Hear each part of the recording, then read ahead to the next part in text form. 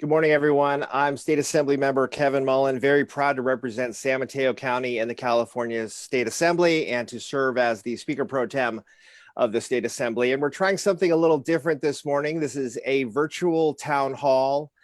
We are dealing with the COVID pandemic, and it is fertile ground for scammers. And we have some very special guests with us today that we're going to talk about.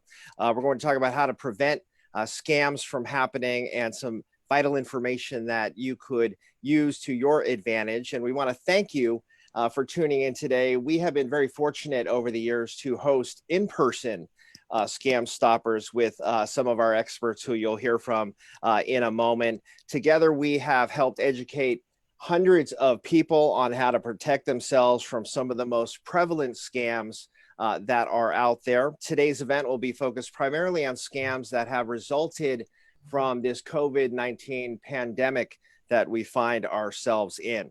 COVID-19 has had a global impact and has taken people's security and peace of mind, in some cases their jobs and their children's classrooms. It's a pandemic and it has caused panic and in some cases desperation. These are strange times that we find ourselves, and scammers are always following the news and coming up with new ways to separate you from your money.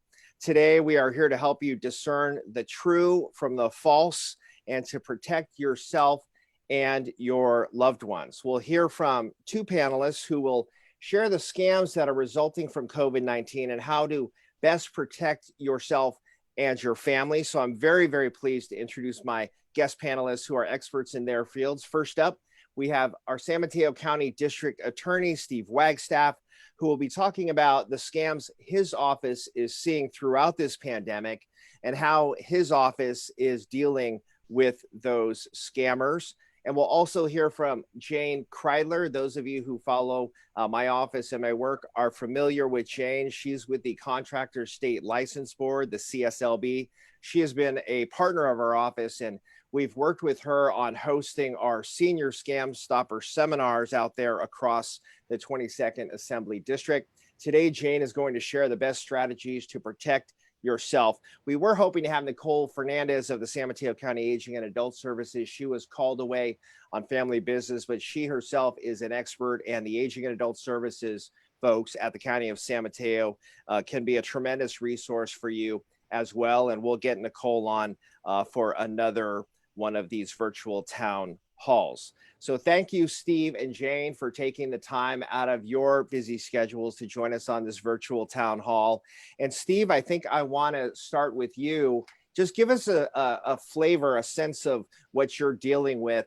And if you've seen something of a spike in scams dealing with money, since we have stimulus checks coming, for example, and unemployment insurance checks that are intended to help people. All of those are legitimate, but scammers see this as an opportunity when there's maybe a little bit of confusion in the public about when their assistance will come from either their federal or state governments, for example. So Steve, what are you seeing in your office?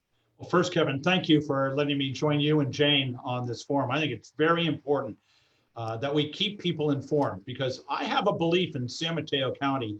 There's been a tremendous effort by you, Jane, my office, and others to really alert people to what's out there. And we've been pretty good. We have not had that many cases that have been submitted to us in this arena. But what we do hear lots of from people, I hear it constantly, is I got this call or this occurred. And I said, what did you do? And they always say, you know what? I absolutely figured it was phony and I avoided it. What we haven't had in our county is like what occurred in Santa Clara County. It was just reported last week, where a woman was hoodwinked by a scammer and sent $2 million to a country over on the Pacific Rim. That $2 million of hers is gone. They'll never be able to trace it. So I'm glad that we have not had that here in our county, but it does mean that the scammers are there. And I think Jane would agree with me that what has been occurring is not like suddenly we have a whole new group of people who've jumped on the COVID-19 bandwagon to start scamming people. To my observation, we've always had scams. Jane and I have been seeing that for decades. What we are seeing now is how adjustable they are. They can adjust to the times, and they suddenly realize this COVID-19 gives them a whole new avenue to go out. All of us have heard the stories over the years about, the calls from the IRS saying you're behind in your taxes, or Social Security, or, I'm your grandson and I'm locked up. Everybody's heard that, and the publicity has made that go away. These same people have just adjusted. They're now doing it a different way, and we're seeing a lot of scams in that arena. I'll give you a few examples of some of the ones that I'm hearing about and encountering. For example, I just heard 20 minutes ago, I received a text message from a company from who knows where saying that they have all the facial coverings, masks that I could ever want at 98 cents a piece. And all I need to do is call them. And if I called them, what would happen? They would immediately say, great, now give us some of your identifying information so we can connect and give you this great deal. And you have a guarantee if I give them that information, I will never hear from them again, but my bank account can be drained very quickly, or my credit cards can be used. And that's where we have to stop it as citizens. We've got to catch it right at the beginning to stop that. And that's what I have found, is that these scammers have just adjusted to COVID-19. Another one that I have heard, we haven't had a case on, but I've certainly heard from people, is the people calling up with the cures. I have the cure for the COVID-19 on that line. I want to give it to you. I want you to be one of the people to get it. Please just return this identifying information, because that's always the key. Return the identifying information. Sometimes it'll just be a message and you get the request, call back, give a call back. I've called back on numerous of those and there's never anybody there. It's totally phony. Those are ghost numbers. We still have the people coming from other parts of the world, Nigeria, Eastern Europe, Central America. And whether it's us county prosecutors or state or the federal authorities, realistically, we can't trace those people down. If anybody sends money or credit cards to them, it's gone. And those are very sophisticated there. That's an example of when there is no cure at this time. We hope there will be. There is no vaccine. We hope there will be, but there are plenty of people out there. Down in San Diego, just 2 months ago, the FBI arrested a former actor, Hollywood actor, for selling shares to people in his new company because his doctors had come up with the cure for the coronavirus. And he was selling shares on it over the wire. He was arrested, locked up, and is now being prosecuted for wire fraud for doing that. The scammers are all over the place. They're looking to pick on people of means. They're looking to pick on the smallest of citizens in our community. Another example of something we're dealing with quite a bit is, again, the thing that's gone on forever, phishing. The efforts to get our information. What's a rule of life that we've all heard a million times, yet there are still people who fall for it. Do not open up an attachment on an email from somebody who you don't know. You don't know the source of it. I don't care how glorious a thing they tell you there is, just open the attachment, delete it. It is simply not legitimate, and yet we encounter those all the time from people on that. Another area in the COVID-19 area that we're getting, people are vulnerable right now. They're sitting there and they don't have, many of them are out of work, unemployed, living perhaps on unemployment for the moment. They're feeling a little desperate. There are people out there who are calling up and saying, hey, we're looking to hire. We're a company. We've got lots of people out there, lots of work. And if you would just, well, I might be interested in that. Well, good. Give us your name. Give us your email. Give us your identifying information. Give us a date of birth. Name and date of birth for these scammers gives them a tremendous toehold in being able to hold everybody accountable or to be able to get at all their money and everything else. So you simply don't do that. The rule of life is check, check, check. You know, there are numerous agencies that have some wonderful websites that you can go to. The Federal Trade Commission has a great website that lists scams galore, people you can contact. The IRS, irs.gov, has a wonderful website. I know Jane's going to talk about their website. It's a wonderful website. Check everything out. When people, another area that's very fertile for these people, particularly now, for people, you know what, for people who may not be in horrible straits, are doing fine, but they feel sympathy for people. It's the people offering charities. They'll be out there and they'll be saying, hey, this is COVID-19. These are tough times. Wouldn't you like to give to this organization? Never, ever, ever off the bat say yes. Never give them a credit card number. Go check them. There are loads, the Better Business Bureau, loads of websites out there. California Consumer Division. They can tell you, is this a legitimate organization or are you encountering a scammer? Because just in what I get myself, I tend to think that there are a lot more scammers out there and there are legitimate people trying to help people out there. It concerns me. Another area that we've dealt with is price gouging. And that can go in, that's a whole topic. I know as the DA's office very early on, I put out a press release talking about price gouging. And I was very concerned about it, about what's going on. We have it on our DA website. We have a source, people can report price gouging. It is, we've had about 75 complaints. We've looked into every one of them. There's a couple of them that we are pursuing pretty seriously because the rules are very set. This is a COVID-19 time. The governor put out his state of emergency. There's very strict rules on what can be done. People cannot gouge. And so we run through them all. Interestingly, one of the ones that appears might be the most fertile for violations is the egg industry and how the eggs went up on that. It does take into account if the industry suddenly, got hit, like, the fuel industry, places like that. But it really is one that the price gouging is one we're looking at very, very seriously. One other area I want to mention, the one that I'll finish this opening statement with, the one that probably bothers me the most. This is one, and it's existed before, but now they've converted it over to the COVID-19, and that is the puppy scam. There are people out there who are lonely. There are people at home. It could be elderly in homes. It could be people in families who are there and their kids and they want to do something. Everybody loves a puppy, most gorgeous puppies. And there are scammers that are out there offering puppies, and they get the information, they get your credit card number, and they immediately say, sure, the puppy will be delivered to you within a few days, and you will never hear from them again, and you will never be able to find them. But your credit card is going to take a worldwide tour, making purchases everywhere. And that's the one I just view that one among all these are horrible. But that one, Kevin, really weighs on people's real deep vulnerability. And what people have to do, the end line to it all is check it out. Always check everything out to verify legitimacy. If we do that, and I think in San Mateo County, what I'm seeing with our constituency, I think they're doing a pretty good job because I hear from an awful lot of people, I figured it was a scam and I wasn't going to do it. And I say, Power, you just saved yourself an awful lot of money and time and heartache. Yeah. So that's sort of my thoughts introductory wise, Kevin.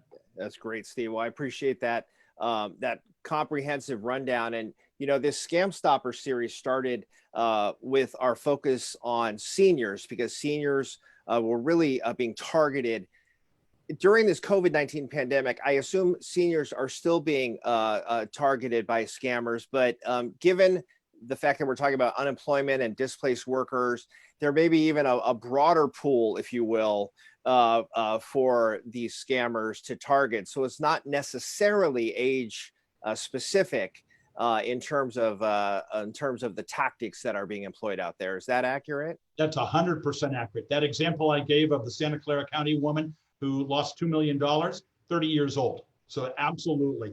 We have on our district attorney of San Mateo County website, I have a 7-minute video that my office put together about scams and what to avoid.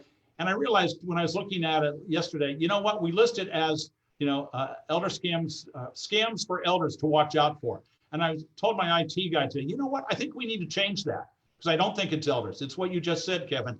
It's everybody. They're going after anybody in this vulnerable time who they think, and remember, they're willing to make 1,000 calls to have one success. Right. Because with one success, they make their money. That's right. It's an odds question. It's a volume thing. They'll get one out of that pool. So Jane, I want to make sure we bring you in here at the front.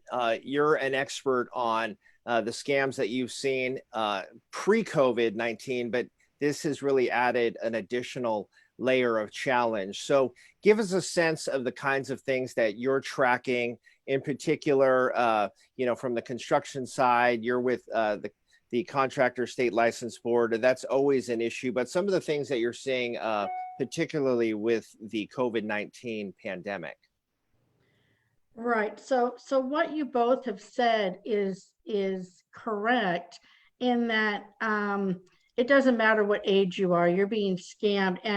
And with everyone being home, people now they're coming to your door because construction has always been an essential business during COVID-19.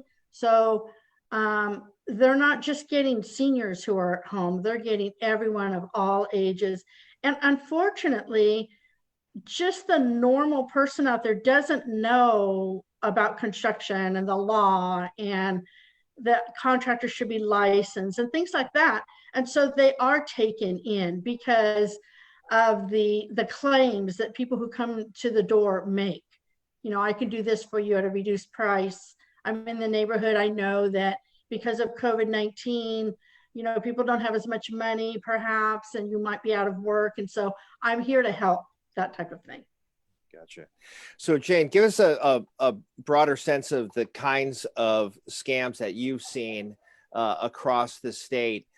You've been an expert for us at these senior scam stoppers, and the DA was referencing the calls and the emails. What are just some basic rules of thumb for seniors and anybody in terms of calls they might get from somebody claiming to be there in the government, that they're from the government, or you know, questionable things that they might get in the mail? What are some sort of basic tips that you can give to our viewers?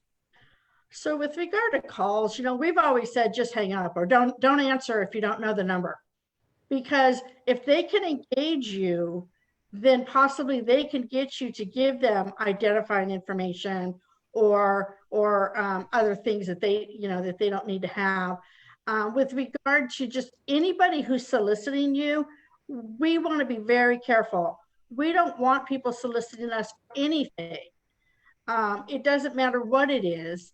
And, you know, the thought is, if somebody is soliciting you, you need to say to yourself, do I need it?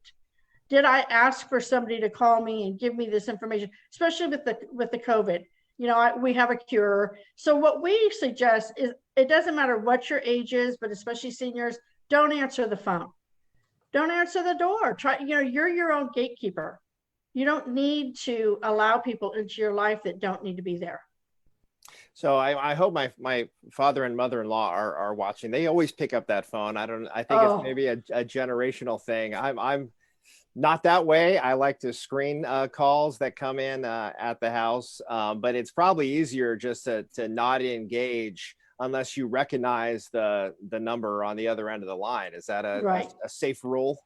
Correct. And then the same with mail. You know, you can't believe everything that comes in the mail, you know, and so you have to be careful with your mail, because you could get bills from that aren't real bills. They might look legitimate, but you always need to check. Like the DA said, check on everything. Very good. So we actually have some questions that have come in, and I should share with folks, if you have questions, feel free to post them on the through the comment box on Facebook or through Messenger on my official Facebook page. I have a staff person, Susan Kennedy, monitoring that, and I do want to, while I'm thinking of my staff here, thank Virginia Kroger, who has partnered with Jane from the get-go here when I was first elected to the Assembly to do these senior scam stoppers throughout San Mateo County. So thanks to both of them. We do have some comments coming in. There's a question around gift cards, in particular, when gift cards are part of a scam, is there a way for money to be refunded? So gift cards, this is sort of an old issue at this point, right? The gift card scams and so forth. What can either of you tell us about gift card issues? And Steve, we'll start with you. They haven't disappeared. We filed a case last week on a pair that was ripped off an elderly woman in a Safeway store, and by getting her to get them some gift cards and talked her into the gift card. So it continues. I think because they're so easy to move, they're so easy to pass along. My observation has been that when they do the gift card scam, that I have not seen restitution unless we're able to apprehend the people and make them pay restitution as part of their sentence. But if it's just the general net loss, it isn't like with your credit card. You know, if somebody rips off your credit card, the credit card companies generally make you whole on that. I have not found that or seen that. Jane, maybe you know better, but I have not seen that ability to cancel that back and get the money back from the company that sold the bad guys the gift cards. Yeah, no. Yeah. So Jane, do you have some slides for us? I believe you actually have a presentation of of some sort. And Andrew Hintz with DCO, I believe, has those slides. He's going to start that. So Jane, let me turn it over to you. Hopefully you can see those slides on your screen, and Andrew will be advancing those. So Jane, let me turn it over to you, and you can talk specifically with regard to contractors and how people can protect themselves. Okay, thank you so much, Assemblymember Mullin. So I just wanted to bring to everyone's attention that we don't always know how to hire a contractor, and we all need work done in our homes at some point. So we'll go ahead and go to the next slide, and we'll get right into it about how to hire contractors. And we'll talk about some of the scams that are out there. So if we need work done in our home and the cost is $500 more, $500 or more in labor and materials, the contractor must be licensed. If you hire somebody who isn't licensed, you really are going out on a limb. You don't have the consumer protections that you have if the contractor is licensed. And so, you know, where do you find a contractor? We'll go ahead and go to the next slide. And so we will ask our families and our friends and family if they have recommendations, but also the contractors board has a Find My Licensed Contractor tool that you can type in your zip code, and it will give you a drop-down box of all 44 different classifications, and you can find the contractor that you're looking for. If you do not have access to a computer, you can always call us and receive the same information. And so it is daunting to hire a contractor. Next slide. But this is the feature on the website. This is what it looks like.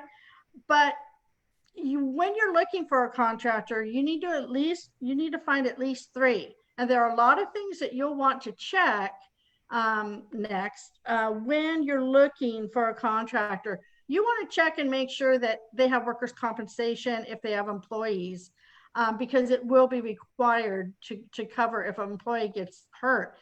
You're going to check that before you have them come and give you a bid so that you have that information. If, for example, you're looking for a concrete person and they don't have employees, I don't know. I think it takes more than one person to do concrete. So if it were me looking for them, I would go on to the next person. But that's up to you. You go ahead and you interview at least 3 people, and you make sure that you have some background information on them and their business before they come and give you the estimate. You want to check the classification, because if you want a concrete guy or a plumber or whoever, you want to make sure that that person is licensed in that area. And so next slide will tell us that you need to get at least 3 estimates, and you need to, it's a good idea to have somebody there when you're interviewing contractors, and you take notes because you need to compare them, the at least 3. My husband and I hired a contractor recently. We got six bids because we weren't comfortable with the first 3. So you need to ask for references, check them. You know, if possible, you can view the projects. That actually happened to us many years ago. We had someone build a home for us, and out of the blue, somebody called me and said, we're thinking of hiring this contractor, and he gave us your information. So they actually came and looked at the house. It's a good idea. So the next slide will tell us too that you need to ask if they have employees. Now you're already going to know the answer because you checked, see what they say. You don't want to feel pressure to make a decision. You're not going to sign anything that day. It's a good idea to tell the contractor you're getting 3 bids and you will not be making a decision. We don't sign estimates because they are not contracts. Speaking of the contract, the next slide tells us that only the contractor or the salesperson who hold licenses and registrations can negotiate and sign the contract with you. We want to tell you that you really need to be cautious about signing an electronic contract because it can be edited, it can be altered after you sign it. We've had cases like that. You need to get the written copy before the work begins anyway. So I would feel comfortable saying to the contractor, come back when you can give me a paper copy. There's nothing wrong with that. I want to cover real quickly the contracts and just hit the high point of what should be in them. So there will be service and repair contracts that we enter into with contractors for something small. You might have a leaky faucet, or clogged toilets, something small. It's not going to exceed 750. It's a good idea to still get your 3 bids so that you won't be overcharged. You can compare the cost and the service, but it won't exceed 750. Now, what cannot happen is while the contractor's there, the contractor cannot look around your house and try to sell you additional goods or services. Not allowed. But most of the contracts, as the next slide will show us, is they will be home improvement contracts. That's anything over $750.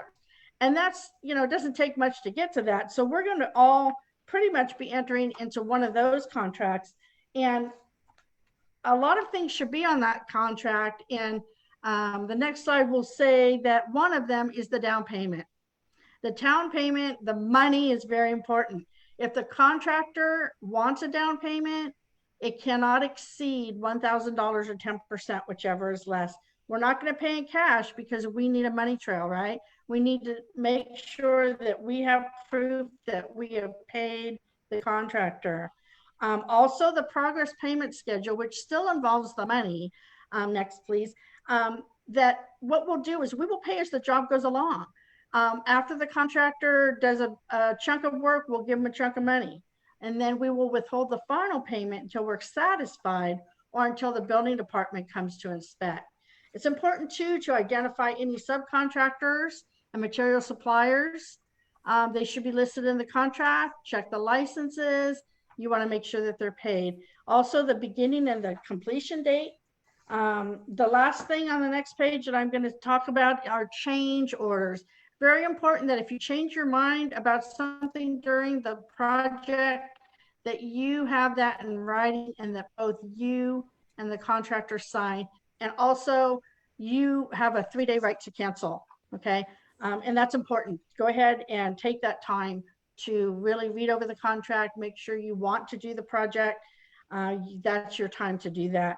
The next slide will talk about building permits. It's very important that a building permit is pulled and the contractor will do that. Make sure that you talk to the contractor about that, that is their job and that they will do that. So the next slide will talk about scams. And really, I alluded to it before, but anybody who is soliciting you, so door to door, pressure tactics, financing scams are prevalent because if you open the door to the fact that you might have issues with financing, it's possible that an unethical contractor could say to you, oh, I have a guy, I know a guy, they can refinance your home for you so that you can pay for the project. We've had, loans taken out without the consumer's knowledge. There's also financing that's just not always advantageous, like PACE and HERO, where they will add the cost of the project to your property tax, and then you have a lien and other things like that. So be careful about mixing the financing with the construction. Get your own financing, let your contractor do the work. That's what they're good at. Okay, you get your own financing. Also, the other scams that we are seeing prevalent throughout the state is with regard to solar. Solar is not a bad thing, but you have to do your homework. Like Steve said earlier, check, check, check. There are a lot of things with regard to solar that you need to be aware of as a consumer. For example, do you buy it? Do you lease it? Do you take out a power purchase agreement? But there is a lot of misrepresentation around solar. So you need to really do your homework. And we have a lot of information about being solar smart on our website. So that's kind of it in a nutshell. I just wanted people to know that if you have a problem with a contractor, please let us know. You have 4 years to file a complaint. Don't wait 4 years. You also have the civil arena. You have the bond that they're required to have. But basically, I want everybody to know that most contractors out there are doing a great job. But if you get a bad one, let me tell you, home repair is expensive and redoing it is expensive. And so we're here to help you. And especially during this COVID-19 period where home, and maybe we are really interested in doing the spring projects just make sure you check, get 3 bids. And if you have any questions, you can always call us. Wonderful. And that's it in a nutshell, Assembly Member.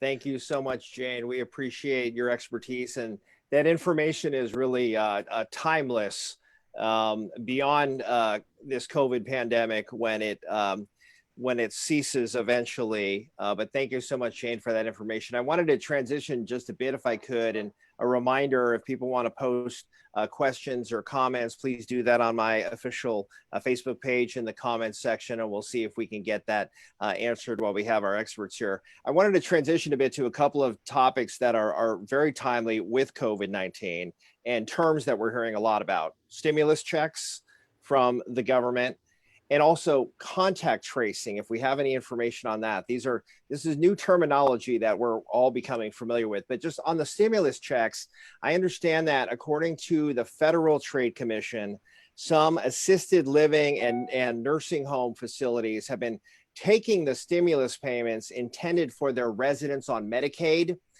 And what can we do to find out if a loved one has been misled by their nursing home facility or assisted living facility and has signed over their check? What's a way to address that issue? And Steve, we'll go to you on this one. Yeah, this is something that we're concerned about. It's happening. We've heard also that could occur.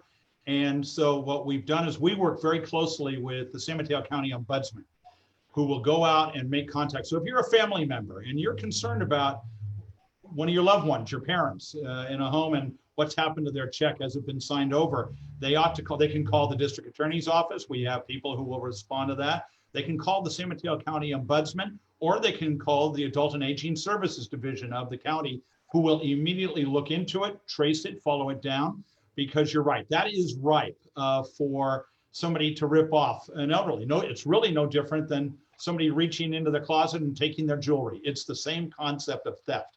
And so it is something that if a family member has any concerns, reach out to my office, reach out to the Adult and Aging Services Division of the county or the county ombudsman. They're all very good at following these up if they have a concern. And they should, if they're in doubt, don't ever think, oh, I shouldn't call on it. It's far better to call. That's true in everything Jane and I are talking about today. If you're not sure, call us, call our organizations. Nobody's going to get in trouble if they've done it legitimately. It never hurts though to check it out to find out if somebody has done something illegitimately.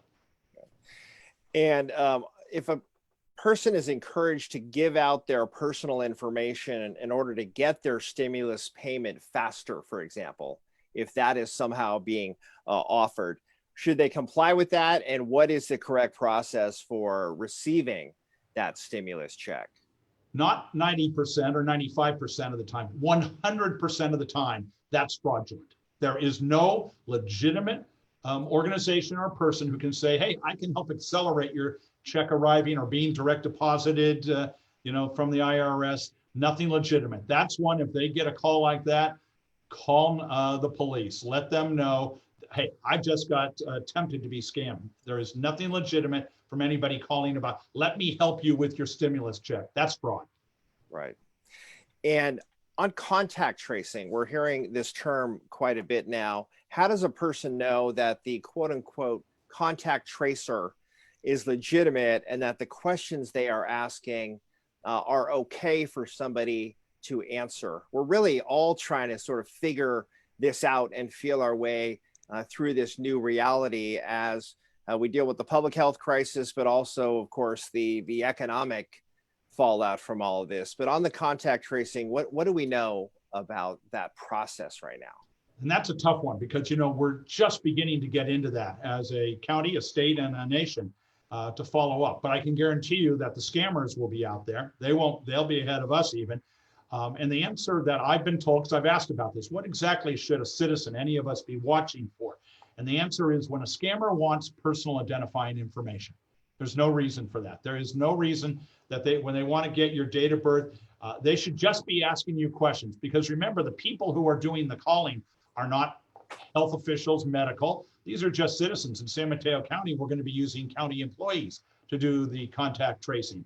And so there is no reason that they have to have personal identifying information other than, who you are and what came about. But what you will get from the scammers is, I need some further information to complete my report. Can you tell me your date of birth? Can you tell me who you have credit card information with? Can you tell me anything that gets into that personal arena like that?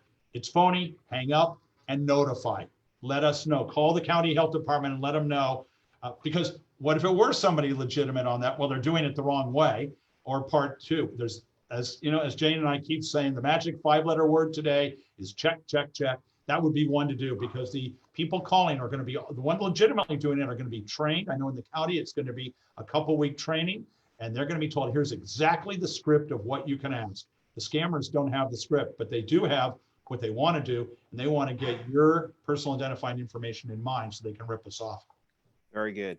So I'm seeing a stream of comments and questions coming in over Facebook. And just a reminder for folks watching, feel free to submit comments that way or on Messenger, and we'll try to get those in while we have our experts here. We've got a question. What is the best way to address regular scam phone calls?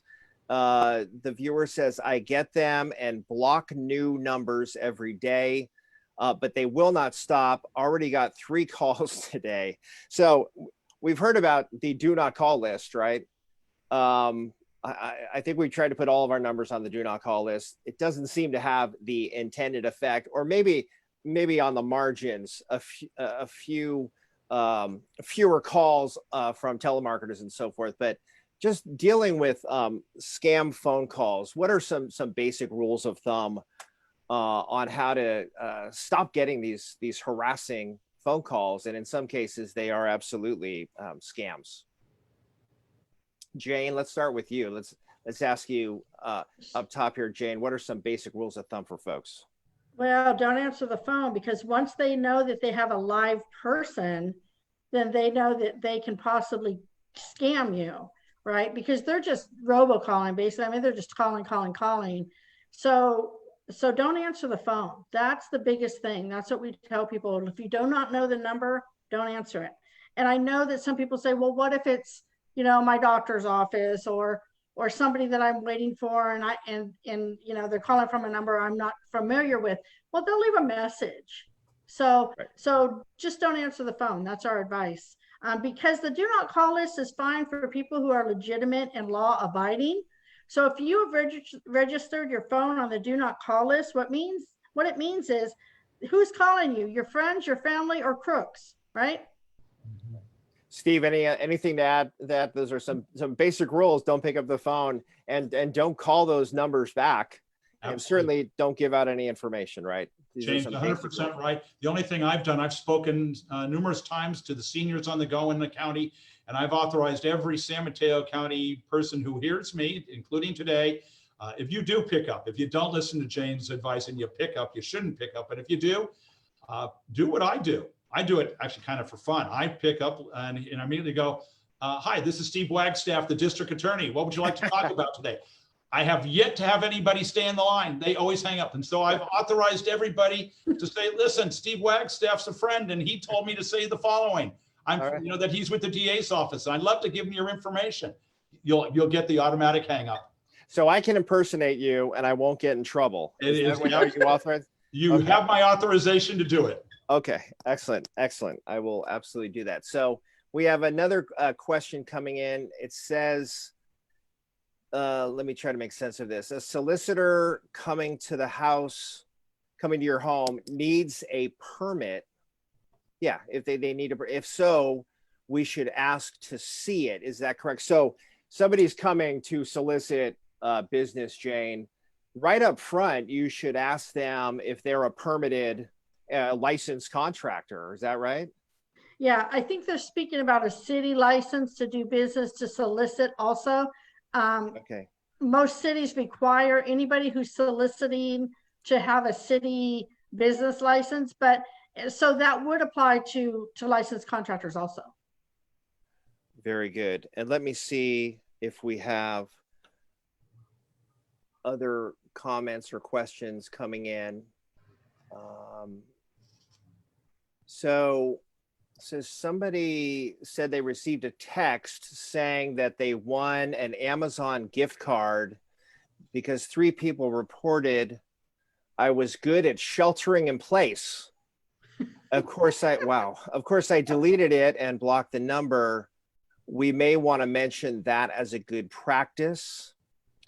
So in terms of text messages, we haven't really touched on text messages, and that is the way that so many people are communicating these days. Any tips with regard to how one manages their text communications? You know what, the person who just posted what she did? Absolutely. That's the answer. You know what? Don't respond to it. It really is the old phrase. There is no such thing in life as a free lunch. You're not going to get a free Amazon card. There's always going to be a hook. She did it 100% the right way. I'm glad she brought that up because that's exactly what ought to be done. Excellent. So any final comments, Steve, just summary information on things that we need to be mindful of as we all feel our way through this COVID-19 pandemic? Yeah, it's, you know what, it really does fall in a couple of categories. There's something I did want to mention though first, and that's Jane's Contractors Licensing Board. It's one of the best organizations California has, and we deal with all California's organizations. We work with their organization constantly. One would think, well, does anybody ever get held accountable for not doing it? We prosecute so many dozens and dozens of cases every year. I have an investigator and a prosecutor, and their specialty is doing these type of frauds that Jane's been talking about. They do exist out there. People, and you just can't ask for, show us your license number. We've prosecuted people because they're using somebody else's license number. So everything she said is just so on the board. And I'm just want to reach out and say, Jane, I'm so happy that we partner with you in what we do to hold people accountable. And on many occasions, get restitution for losses. It's a great organization. In general, the message that we want to give today, I think, is, as we've said repeatedly, it's really important in today, because I think, when times are real good, some people say, well, then we see more scams out there, and you see less during the times when times are tough. Well, I don't know that that's really the truth. I think that we see scams, and we're seeing scams galore here in the COVID-19 days. And, the COVID-19 days are going to go on for quite a while, as we've all talked. It's going to be more than just dealing with the illness. It's going to be dealing with the economic fallout that flows with it. And that means there are going to be people out there who recognize, wow, there's vulnerable people, and I can go do it. There are going to be people who are looking for, it's my lucky day. I finally won something or other. And the reality is you're going to get destroyed by it potentially. Identity theft is a horrible, horrible thing. It can take years to clear your name and everything that gets done. And to that extent, all these rules that are being given today, I think it's really important to realize you need to check. There's some wonderful resources out there that we've mentioned that you can check. Better Business Bureau, Contractors Licensing Board. You want to check with the Federal Trade Commission, the IRS, the state franchise. They've got wonderful websites that are easily maneuverable. My own, the DA's office, we've got ideas for people to try and prevent it from occurring in the first place. And that's what we're doing here today when you so kindly have asked Jane and I to join you to be able to get that message out, which is we don't want any cases. We would prefer that there's nothing there. We know there will be. And so what we want to do is try and help people avoid that heartbreak of getting in a financial mess over this. The real thing, though, is just keep verifying, verify, check every charity that you give to. I mean, when you're checking with charities, it isn't just a matter of finding out, are they legit? They may be a legitimate charity, but you want to check and find out what percentage of what you give them goes to administration. That will all be available on these various websites that we talked about. So I know it takes time, but it's not like the old days where you had to get on the phone and hope you could get through to Sacramento. Now you can do it online. It's one of the great benefits of social media. You can get all this information while sitting in your easy chair at home and maybe avoid problems. And that's my message to our community and our constituents is we don't want you to be a victim. We want you to use these tools and not ever suffer a loss. And Kevin, thank you for letting me join you today. Don't let me forget to say that. Thank you. Absolutely, Steve. Thank you so much. And just before we wrap, while we have you, we have a quick question about blocking calls. You can block calls on a cell phone, but can you block them on a landline? do we know about blocking calls on a landline? I think That's you something can. I'm not familiar with. I think you can, but Jane's nodding her head like she knows. Do you have any info on that, Jane? Yes, you can block calls on a landline. It depends on, sometimes it depends on your phone and sometimes it depends on your provider. If your phone can't do it, then you can call your provider and say, I want to block these numbers. Excellent, good information. Yeah. And Jane, any final thoughts from you? Just rules of thumb as we let you go. And again, thank you both so much for giving us the benefit of your expertise. Any final thoughts, Jane, before we wrap up? Well, I want to echo what you both have said, but it's COVID-19, but right now, but back in 2008, 2009, 2010, the scammers took advantage because of the mortgage crisis, right? With all the refis and all of that. So they're always going to find something, whether there's a crisis or not. And the scammers are out there, and we just always need to protect ourselves. And I think the message today that we're trying to get across is check, check, check.